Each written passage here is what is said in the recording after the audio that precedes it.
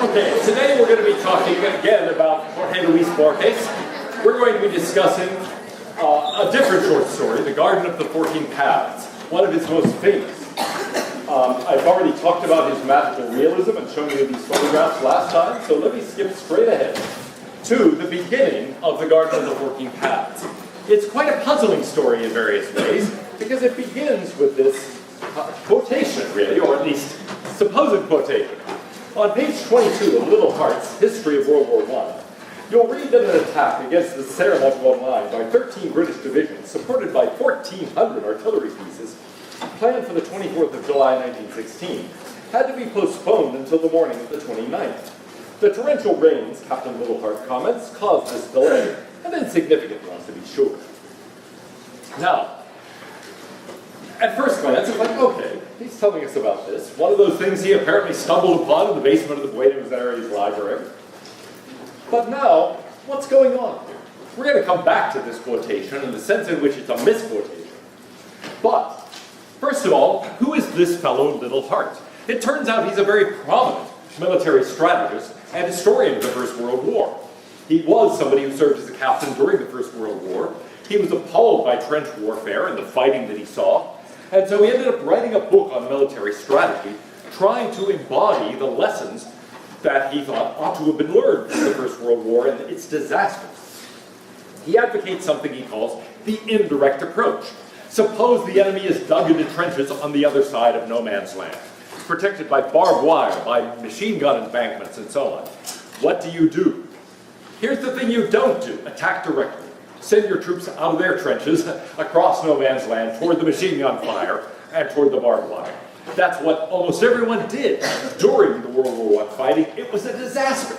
And so he said, don't do that. Don't launch direct attacks against an enemy that's firmly in position. It's a recipe for disaster. Instead, upset your enemy's equilibrium. So, upset your enemy, confuse your enemy before the main attack. Now, what might that mean? Suppose I have an enemy in the first row, and I say, well, what a guilty conscience. She really says, what? Okay, now, and that enemy is firmly in place, firmly dug in, right, ready for my attack. How should I attack? Should I just run directly at her? Well, no, right? Especially if she's well armed. Okay? She's got a machine gun, let's say, pointed right at me. No, that's not the thing to do. What might I do instead? I want to confuse her. I want to upset her equilibrium. So how might I do that?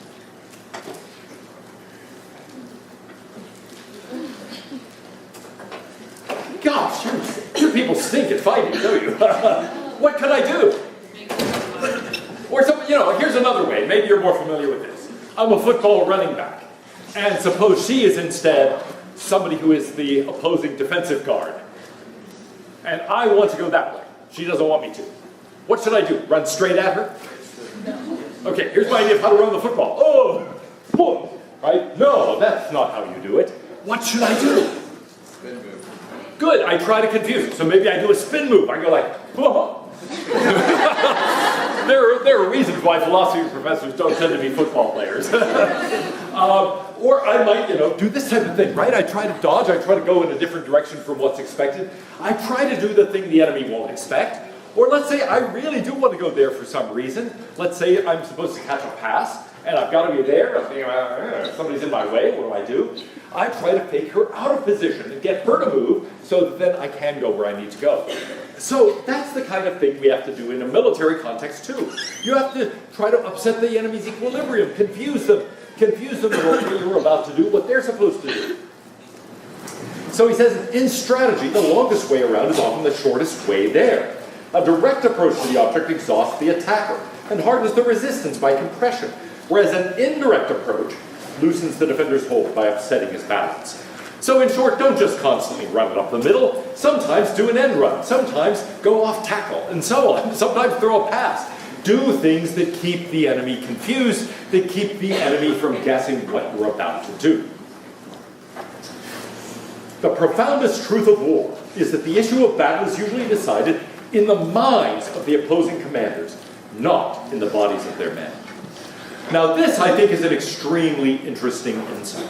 He's saying, really, in the end, the battle is won or lost, not on the basis of what the people on the battlefield are doing. That's important, of course, and it's not as if it doesn't matter whether your soldiers actually know how to fire their weapons or that type of thing. It matters a lot. But he's saying a huge amount depends just on the concept, just on the strategy for the battle. We've already seen, in the Battle of the Coral Sea, for example, that the initial battle plan can change radically as soon as the fighting starts. As soon as you start doing something and the opposing side does something else, then you've got to respond to that. And so the initial plan doesn't always work.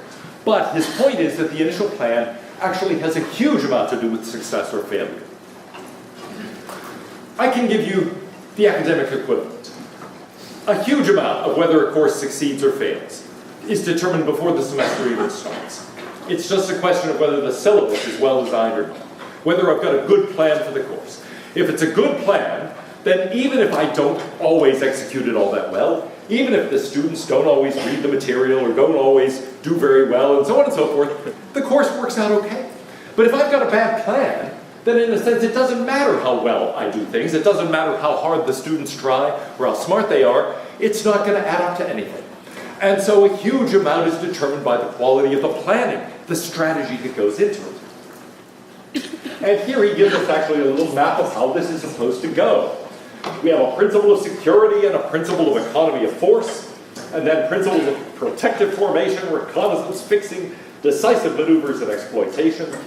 But the whole idea here is to have principles deduced from fighting in the dark. And the point here isn't to go through this in detail. This isn't a course at West Point. But what I do want you to see is that there are different dimensions of this you have to think about. You have to think, all right, how do we protect ourselves? How do we keep ourselves from falling into danger? That's the security issue. What forces do I actually need to accomplish my objective? What is it going to take for me to win, to get my goal? Okay, that's the question of economy of force. I have to think, how do I structure things? How do I plan things so to make that happen? That's the formation question. How do I find out the information I need in order to make that work? That's reconnaissance. What about fixing? Well, that's a matter of how I actually get certain things to stay stable enough, determinate enough that I can actually use that information. Decisive maneuver. What is really going to lead to winning the battle? And this is useful to think about, whether you're thinking about football or a military battle, or you're thinking about your own career goals, or your own goals in a relationship with something. You've got to think, yeah, where am I vulnerable?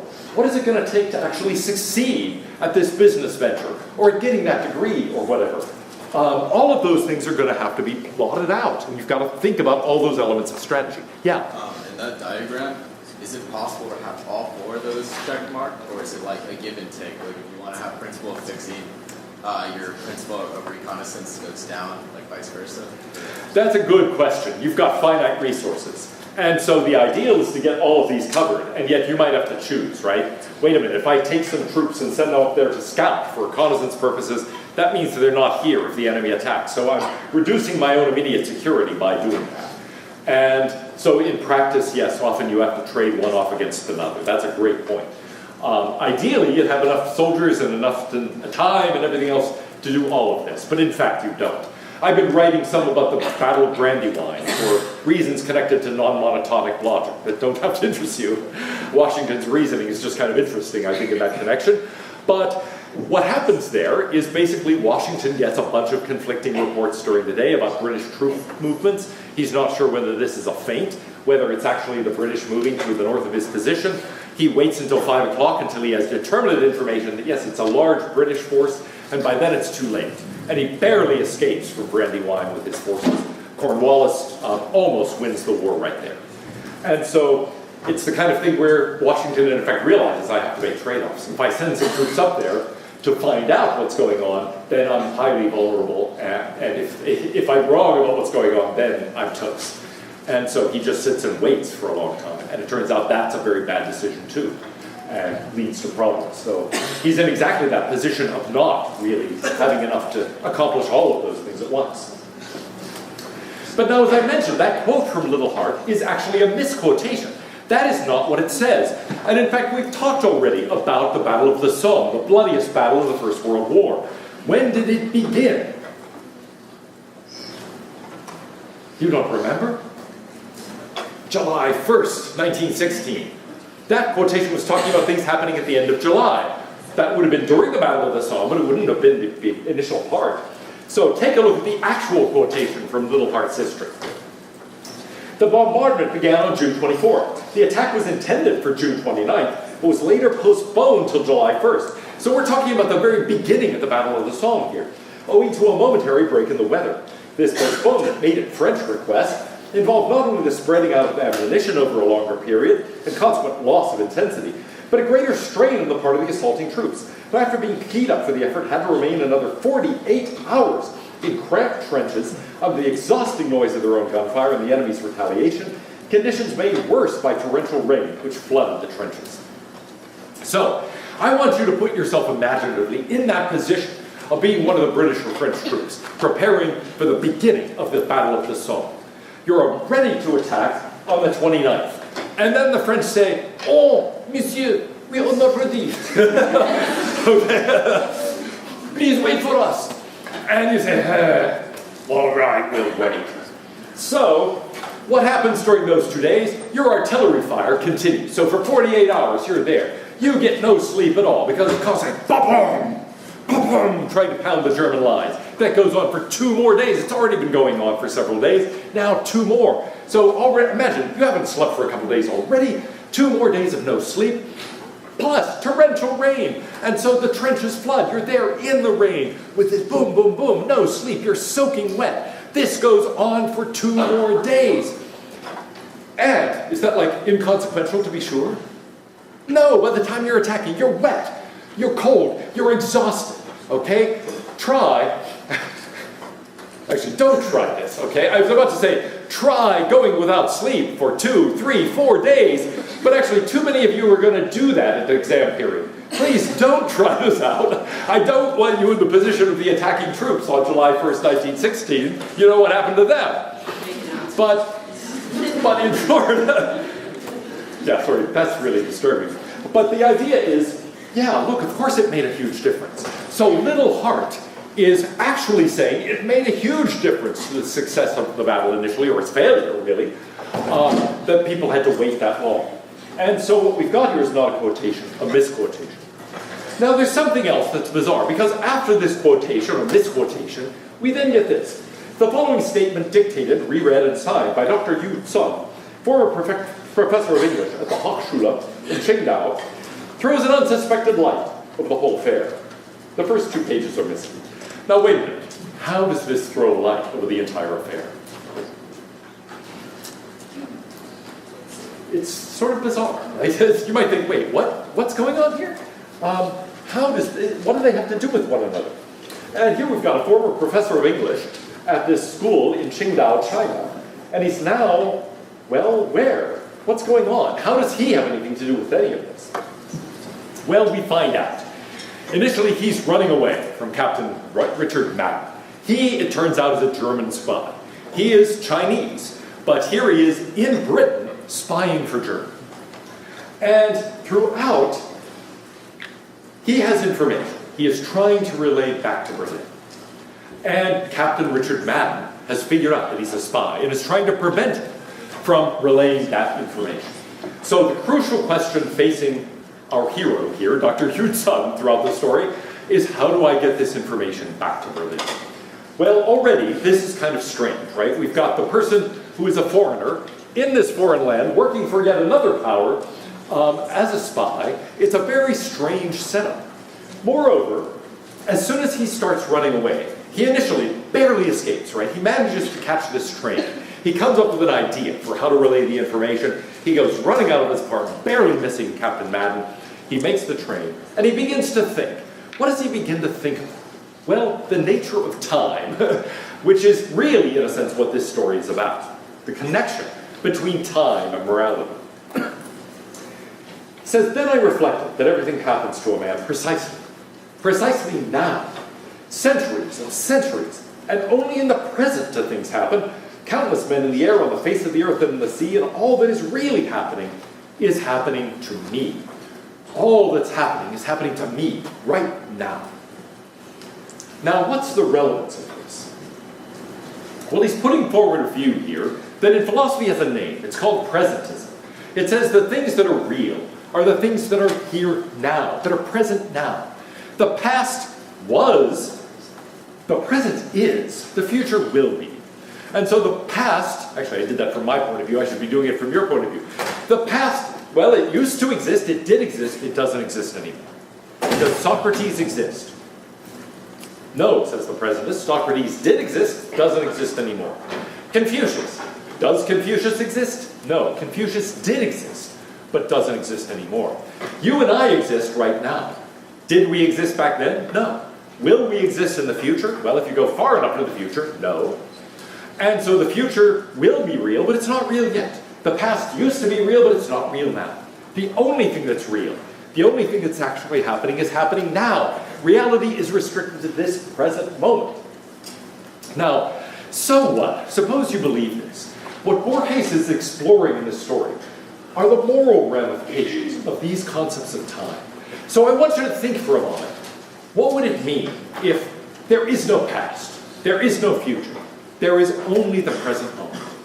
This is all that matters. This is all that's real. The past, forget it. It's in the past. Actually, there's a line from The Lion King that's very similar. The future. It's the future. That's not real yet. The only thing that matters is what matters right now. Would it change the way you live? No. All right, some of you are saying yes, some no. Here's one way to think about it. Suppose, some people like this as a thought experiment. I don't particularly, but it does bring out this part. What if you found out that the world was going to end tomorrow? Okay, tomorrow, 8 a.m., the Earth explodes. The sun goes supernova. We all cease to exist. Would it change the way you live in the next however long that is? Heck yeah. Now why? Why would it matter? No consequences. No consequences. Think, whoa, I've been studying for that chemistry exam on Friday. But wait, there won't be a Friday. Awesome. Or, gosh, I've always wanted to rob a bank, but I'm worried. I don't want to spend the rest of my life in jail. But there won't be a rest of my life. Or, well, anyway, you could think, wait a minute, the moral shackles are off, right? There's no future, there are no consequences. I can do anything. And so, that's in part what Dr. Yusun is thinking, right? If there's no tomorrow and there's been no past, then I'm totally free. There's no moral constraint on me at all. I can do anything. Now, vaguely, I thought that a pistol report could be heard at a great distance. In 10 minutes, my plan was perfected. The telephone book listed the name of the only person capable of transmitting the message. He lived in a suburb of Fenton, less than half an hour's train ride away. So he formulates this plan. Now, part of the reason I talked about who Little Hart was is that he's somebody who stresses the importance of the plan. The idea that the battle is won or lost with the plan. And so here he's come up with a plan. He's come up with this idea. Now notice that already this is inconsistent with this idea that everything just happens now. If I think the only reality is now, that there are no consequences, that there is no future, why would I make a plan? It's kind of like, okay, the world ends at 8 a.m. tomorrow, so what's your plan for 10 o'clock? Like, I don't have a plan, right? I don't need a plan. I don't need no stinking plan. I can do anything I want. And so, there's a kind of inconsistency already developing. He's thinking, yeah, everything's really just now. But on the other hand, he's planning for the future. Well, he manages to escape from matter. And something curious happens. Borges' writing is beautiful. And by the way, if you can read this in Spanish, by all means, read it in Spanish. His Spanish is very beautiful and pretty easy to translate, even if Spanish is not your native language. But anyway, he says this: from this broken state, I passed into an almost abject felicity. Now, he is fond of this kind of combination of words that has a beauty to it, but the more you think about it, the more puzzling it gets. An abject felicity. What does abject mean? It means hopeless, without hope, downcast, really. Felicity, from the Latin word felix, which means happy. So I get a downcast, hopeless happiness. Now, that's a weird concept, right? And yet, if there is no future, then in a sense, of course, you have no hope. But on the other hand, that doesn't prevent you from a kind of happiness. This is the theme that appears here throughout the story. It's a theme we're going to look at in more detail next time, talking about existentialism. But this idea that in some way, happiness doesn't have to depend on the future. It can be without hope, without any sense of the future, and nevertheless, in some ways, a happiness. And so we've got that kind of puzzle already here. Abject felicity. It's an odd phrase. I told myself that the duel had already begun, and that I had won the first encounter by frustrating, even if for 40 minutes, even if by a stroke of fate, the attack of my adversary. I argued that this slightest of victories foreshadowed a total victory. I argued, no less fallaciously, that my cowardly felicity, and again, cowardly felicity, cowardly happiness, proved that I was a man capable of carrying out the adventure successfully. So he manages to escape Madden now, but he knows that Madden is going to be on his trail. And so he's thinking, well, I won the first round, so maybe that means I'm going to win the battle. Maybe this means I'm going to succeed in getting the information back to Berlin. Well, he's headed off to wherever he's going, in this village of Fenton, and he says, from this weakness I took strength that didn't abandon me. I foresee that man will resign himself each day to more atrocious undertakings. Soon there will be no one but warriors and brigands. I give them this counsel. The author of an atrocious undertaking ought to imagine that he's already accomplished it, ought to impose upon himself a future as irrevocable as the past. Now this story, unlike the last one that we read, is written after World War II. Before World War II, remember, Borges is worried about idealism run rampant, about the story, the myth, the narrative taking over reality, and people no longer having a sense of their own history, their own language, their own literature, their own discourse, all of that replaced by some radically new narrative that was false. And he sees something like that happening in Nazism, in Hitler's idea of Gleichschaltung, this idea that somehow everybody has to be brought around to the same way of seeing things, that same way, whether or not it has anything to do with reality. Here, he's imagining something different, because now after the war, he's not looking at the potential for disaster, he's looking at the actuality of it. He is not thinking about the danger that that sort of myth or narrative and that kind of uniformity imposed might pose. He's instead looking back on the Holocaust, looking back on the Holodomor, looking back on various disasters of the Second World War, and he's saying, wait a minute, here's how you steal yourself. Here's how that kind of evil is possible. Because that's really, in a sense, the underlying question here. How can people do evil things? How is it possible for somebody to be a guard in a concentration camp? How is it possible for someone to intentionally starve millions of people? How is it possible for someone to commit an act of terrorism? How do people do such things? And he's saying, well, here is one way they do it. A, they might imagine that there are no consequences, that there is no future, that everything is happening just now, and that there are no consequences to be worried about. Here's a second way. They might impose on themselves a future as irrevocable as the past. They might imagine they've already done it. So imagine that you're about to do something horrible. How would you do it?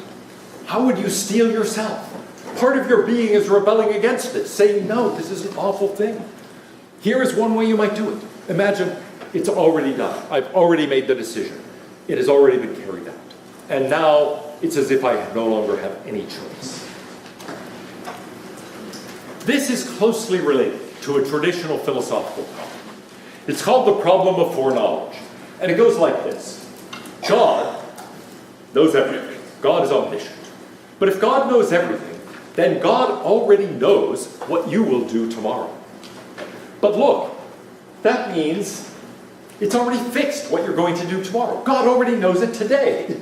And if God knows today what I'm going to do tomorrow, what I'm going to do tomorrow must already be fixed. So, hey, what I'm going to do tomorrow, that's already fixed. Consequently, I don't have any free will. I feel as if I've got a choice to make. What should I do tomorrow? Should I do this? Should I do that? But what if I don't have a choice? What if God already knows what I will choose?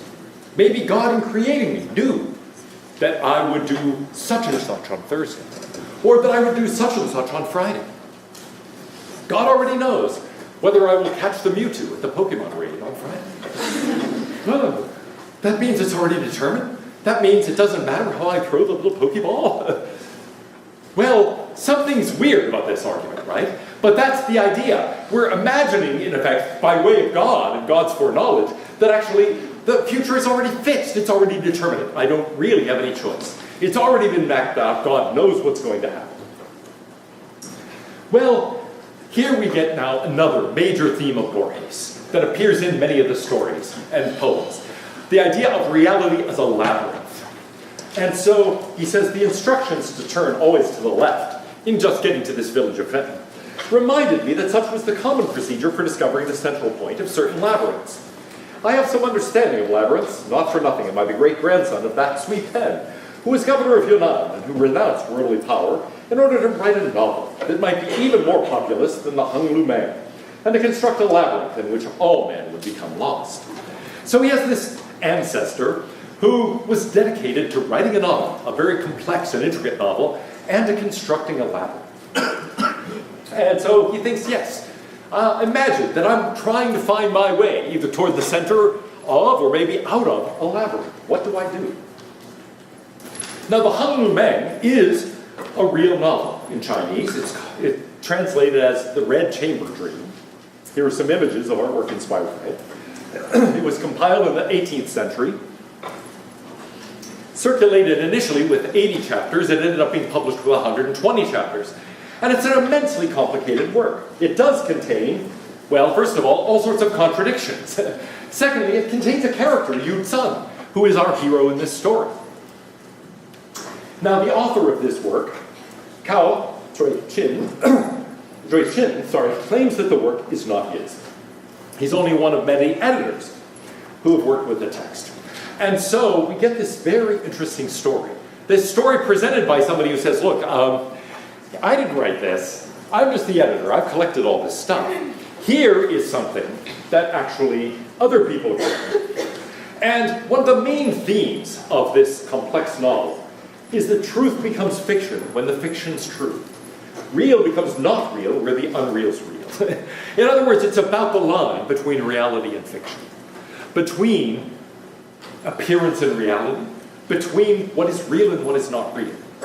Now, we've already seen that's kind of a theme that Borges was concerned with earlier in the Chlon story, where he's worried that this narrative has displaced reality, that this imaginary world is increasingly taking over the real world, the reality longed to yield to something like that.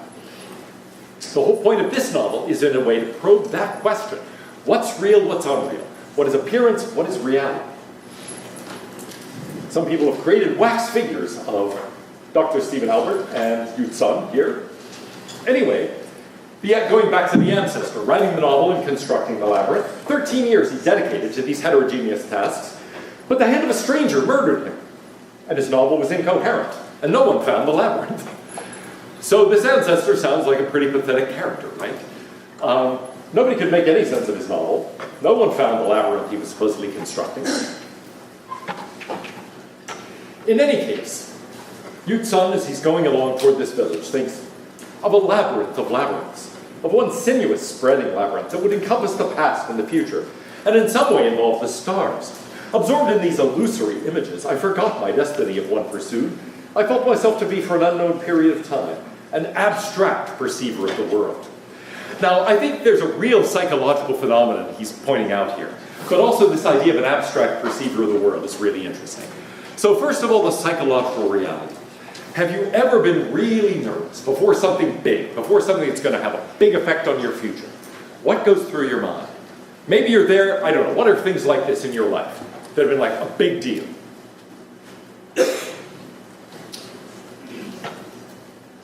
You've never faced anything you thought was a big deal. Good. Yeah. An audition. Audition. Okay, good. An audition. Let's say you're trying to get into UT's music school, and you have an audition, okay? And so you're waiting to be called for your audition. What are you thinking about as you're waiting for that audition?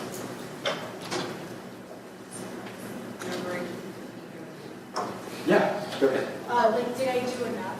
Am I good enough? Oh, good. Maybe you're worried, right? Did I do enough to prepare for this? Am I good enough? And so you're sitting there nervously thinking about that. That's going to just make you more nervous, right? So it's kind of a bad thing to think, but right. You know, other examples, you might be sitting there waiting to take the SAT. Or maybe you're sitting there, gosh, what's another? Well, you've got a job interview, okay? And you're sitting out there in the waiting room waiting for the interview. I remember the sense, I was interviewed for this job at the American Philosophical Association meetings in New York City. And basically everybody in those days came to that one place to be interviewed. All the interviewing departments came there. And that's where all the interviews were conducted over a period of a couple of days. So it was a very scary thing, right? And what was I thinking about? I was so nervous I couldn't eat. I had this bag of peanut M&Ms. And for 2 days I ate nothing but peanut M&Ms. Until finally a friend said, wait, you've been eating for 2 days nothing but peanut M&Ms, and he took me out and made me eat a roast beef sandwich at a New York deli. And it was delicious, I've got to say. But yes, I mean, what was I thinking about as I was about to knock on that door, right, for my University of Texas interview? Yes, in part, I'm thinking, ooh, did I do enough to prepare? Am I good enough? And so on. But in part, what happens is your mind just starts thinking about other arbitrary stuff. You're aware of the fact it's going to just scare you more, right, if you think that thought. So that goes, and then you push it outside, and what comes in? Well, just weird, random stuff. Okay? And you almost feel as if you're outside your own body, in a sense. You're like, yeah, just, you know, sitting there thinking about, well, nothing. And the same thing might be happening in a hospital waiting room, right? This family member is there in the hospital, you're waiting to see the results of the operation. You're frightened about that, and you're nervous, and in that case, there's not anything you could have done. And are you really thinking, oh, no, you're just kind of thinking these random thoughts, trying to push thoughts of what's really happening out of your head. And that's part of what's going on here. But there's something more about this idea of being an abstract perceiver of the world also, sort of raising above it. I mentioned that problem of God's foreknowledge. Here is one of the traditional approaches to that, formulated by Boethius and in many ways followed by Abject. It's to have a certain view of time that is going to change the way you look at all of this. Imagine that we are on the road, okay? This is sort of a spatial metaphor for time, that you and I are throughout our lives walking down the road. But imagine that God is on the mountaintop looking down. So you and I see the road from this point of view. We see what's up ahead. We're looking toward the future and making plans. Yes, there's the past behind us, and we can turn around and look at that. But now God is seeing things from the mountaintop, seeing the entire road at once. God isn't on the road, in time, in other words. God is sitting outside of time, surveying all of time at once, as we would put it, though of course that's somewhat inappropriate since God is outside of time. It's not like there's a moment for God. God doesn't really exist in time. Now, if you thought about that, you would think of God being an abstract perceiver of the world, outside of the world, but looking down at it, seeing everything happening at once, not really distinguishing past, present, and future, but already knowing what the future holds, already knowing what you will decide to do, how you will do on the SAT, how you'll do in that job interview, what the results of the operation are, whether I'll catch that Pokemon, etc., etc., etc. All of that will already be in God's vision all at once. But of course, to us, it looks like there are lots of choices to be made. It doesn't look like one continuous road. It looks like there are various places where the road splits, as in the Robert Frost poem, right? Two roads diverged in a yellow wood. And it looks like the road diverges at certain points, and we really have a choice. So, the vague, living countryside, the moon, the remains of the day worked on me, as well as the slope of the road, which eliminated any possibility of weariness. The afternoon was infinite. The road descended and forked among the now confused meadows. So we now get an image of the road here, of time as forking. We've got an opportunity to make choices. It's not as if we just walk down the road. It's like, I live my life. And it's like, here is the road predestined to me. And I just walk down the road. Right. No, it's not like that, right? I have real choices to make. I have decisions to make. I stand in places where I could go this way or I could go that way. There are probably big decisions you've made, right? Where you feel like, yeah, I had a big decision to make and it's made a difference to my life, whether I did that or not. Big decisions like that? Like, what's an example? What college you go to? Good, what college you go to? Oh, yeah. Oh, well, you had another one, though. Go ahead. Oh, okay. Yeah, whether to go to UT or whether to go to Harvard, let's say. You chose well.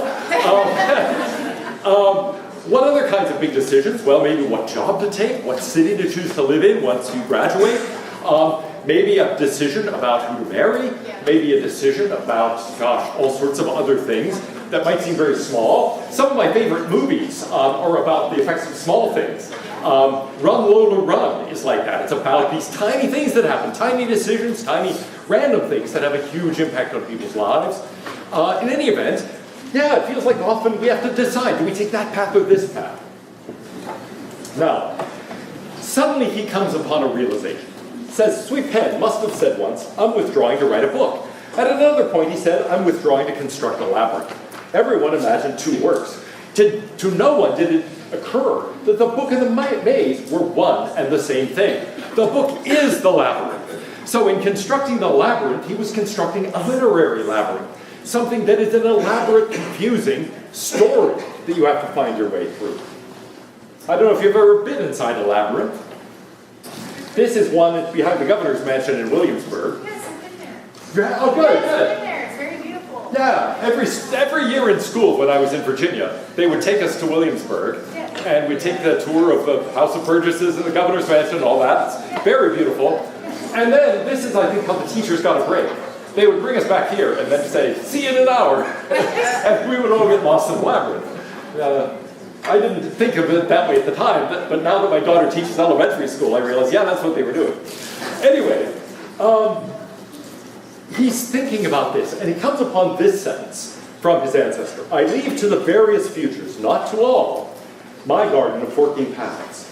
Almost instantly I understood. The garden of 14 paths was the chaotic novel. The phrase, the various futures, not to all, suggested to me the 14 in time, not in space. The labyrinth exists in time, not in space. It's not something like that behind the governor's mansion. Instead, it's a labyrinth in time that we have to navigate by making decisions, by making choices about which path to follow. So here's the way to think about this novel. In all fictional works, each time a man is confronted with several alternatives, he chooses one and eliminates the others. In the fiction of Sweet Pen, he chooses simultaneously all of them. He creates in this way diverse futures, diverse times, which themselves also proliferate and fork. Maybe you've seen books that are published where you have to make decisions. You read up to a point in the story and say, now, okay, do you choose, let's say this person appears and says, you've got to talk to so-and-so, they know more about this than I do. Do you go and talk to them, or do you continue what you were doing before? If you could go with them, turn to page 38. If you don't, turn to page 53, etc. It's kind of like that, except without those indicators, right? And you're just reading along, and it's like this happens, and wait, now the person's made the other decision, and that thing happens, and so on. All of these things are there in the novel. Well, that explains the novel's contradictions, okay? Fang, let's say, has a secret. A stranger calls at his door. Fang resolves to kill him. Naturally, there are several possible outcomes. Fang can kill the intruder. The intruder can kill Fang. They both can escape, they both can die, and so forth. Well, the point is, in the novel, there are chapters where all those things happen. So, yeah, it turns out Fang kills the intruder. In the next chapter, the intruder kills Fang, etc., etc. And hence, it looks like a bunch of contradictions. Now, here is what the novel is, I think, playing with. What if all of those paths are real? That is to say, what if what exists is really not just this universe, given the choices that everybody makes and so on, but instead a multiverse, where, let's say, you have a choice about what college to attend. And so in this universe, you're a student at the University of Texas at Austin. But in that universe, you went to Yale. At this universe, you went to Texas State. In this universe, you went to Baylor. In this universe, you're at the University of Chicago, etc., etc., okay? All these choices. Maybe in this universe, you decided to become a plumber. In this universe, you decided you'd just move to New York and start playing jazz in various clubs. In this universe, all these possible things you might possibly consider, they're all real, and all of those universes exist. Well, what if that's true? Now, in this fiction, that's kind of what it's like. All those possible outcomes occur. Each one is the point of departure for other forkings. Sometimes the paths of this labyrinth converge. For example, you arrive at my house, but in one of the possible paths you're my enemy, another my friend. So, in other words, sometimes these things not only fork, but they come back together. You make a decision, and it turns out that decision didn't make any difference. For example, when I was applying to colleges, I had a choice to make. I applied to 4 colleges, and I was waiting listed at one, but the other 3 I got into. And so I had to decide what to do. Should I go to college A or B or C? Well, guess what? I had friends who went to A and B, as it happened, instead of C. People who are my friends now. Guess where we all ended up? Here. Okay, so I think, oh, yes, I went to this college. That person went to that university. That one went to that university. We all ended up faculty members here. So sometimes these paths, these choices make a big difference. Sometimes, guess what? They don't. You end up in the same place anyway. You think, oh, it matters a lot where I go to school. But then it doesn't. Or maybe you think it matters a lot, what I say in this interview. And maybe it doesn't matter. Maybe you weren't going to get the job anyway. I mean, I'll be optimistic. Maybe you were going to get the job no matter what. The other people totally blew their interviews. Okay, whatever. The thought is sometimes these things fork, but sometimes they converge again. Sometimes it turns out the choices you make didn't make any difference at all. Now, well, it is sort of strange, right? You're being really, some of them don't make any difference. But think about football, right? You're thinking, wait a minute, you're the coach. Should I challenge that and throw the flag or not? Well, let's suppose you do, and you win the challenge. And so, great, that play that lost you 10 yards, do-over. So great, you do it over, and quarterback gets sacked again, and you lose 10 yards again. It's like, didn't make any difference whether I challenged that or not. And so that sometimes happens. Now, he gets to the house of Dr. Stephen Albert, who turns out to be a noted sinologist. That is to say, an expert in China, Chinese literature specifically here, who knows all about Sui Peng, who knows all about his ancestor and his work. His face within the vivid circle of the lamplight was unquestionably that of an old man, but with something unalterable about it, even immortal, as he would be, of course, if all of these paths are real. He read with slow precision 2 versions of the same epic chapter. I remember the last words, repeated in each version like a secret command. Thus fought the heroes, tranquil their admirable hearts, violent their swords, resigned to kill and to die. Well, the Garden of Forking Paths is an incomplete, but it's not a falsity of the universe as Sui Peng conceived. In contrast to Newton and so Schopenhauer, your ancestor didn't believe in a uniform, absolute time. He believed in a series of times, a growing, dizzying net of divergent, convergent, and parallel times. This network of times approached one another, forked, broke off, or were unaware of one another for centuries. All possibilities of time. Well, in every one, says, son, I pronounce, I'm grateful to you and revere you for your recreation of the Garden of Sui Peng. Not in all, Stephen Albert murmurs with a smile. Time forks perpetually toward innumerable futures. In one of them, I'm your enemy. Now at that point, Albert rose. Standing tall, he opened the drawer of the tall desk. For the moment, his back was to me. I had readied the revolver. I fired with extreme caution. Albert fell uncomplainingly immediately. I swear his death was instantaneous. A lightning stroke. Why was he going to the drawer of the desk? To get his own revolver. These are the 2 combatants, ready to kill and to die. The rest is unreal, insignificant. Madden broke in, arrested me. I've been condemned to the gallows. I've won out, abominably. I've communicated to Berlin the secret name of the city they must attack. Notice again, won out, but abominably. Another jarring seeming contradiction. Now, how did he get back to Berlin, the name of the city that they were to attack?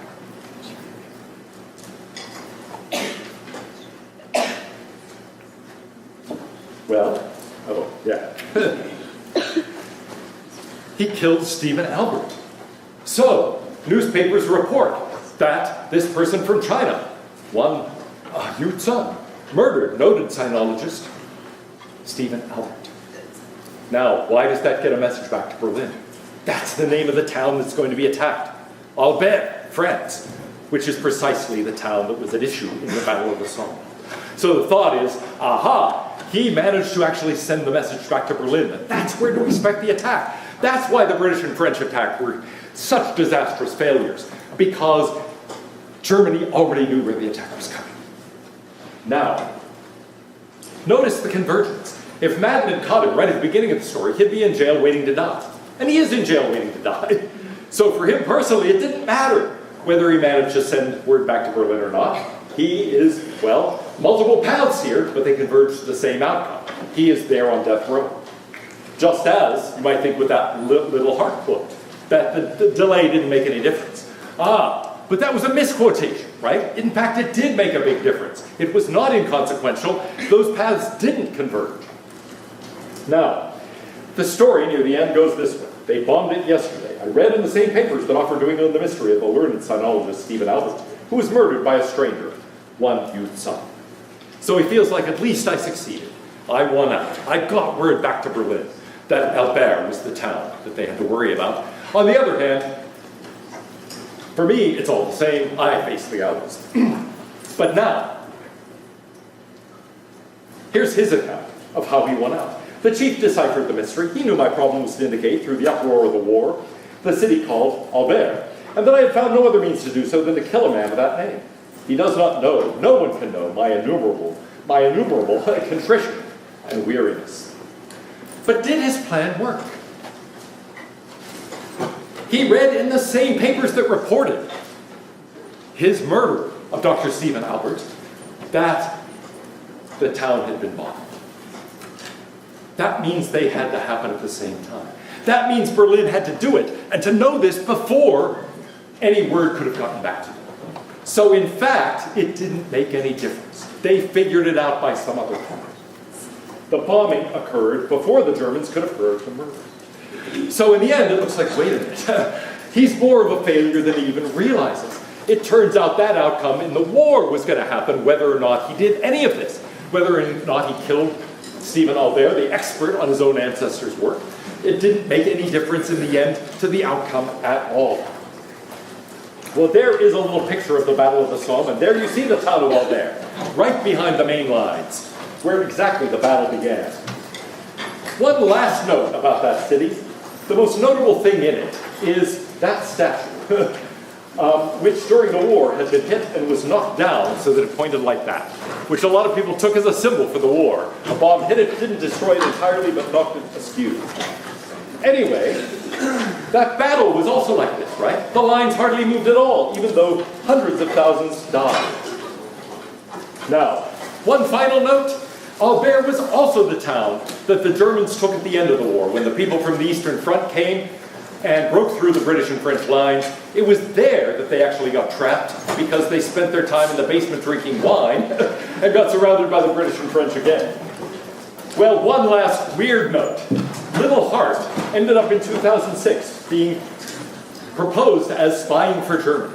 So was Little Hart himself a spy? And is there any way Borges could have known about that possibility? I have no idea. But that, too, makes you realize there are dimensions of this story that we've only begun to think about.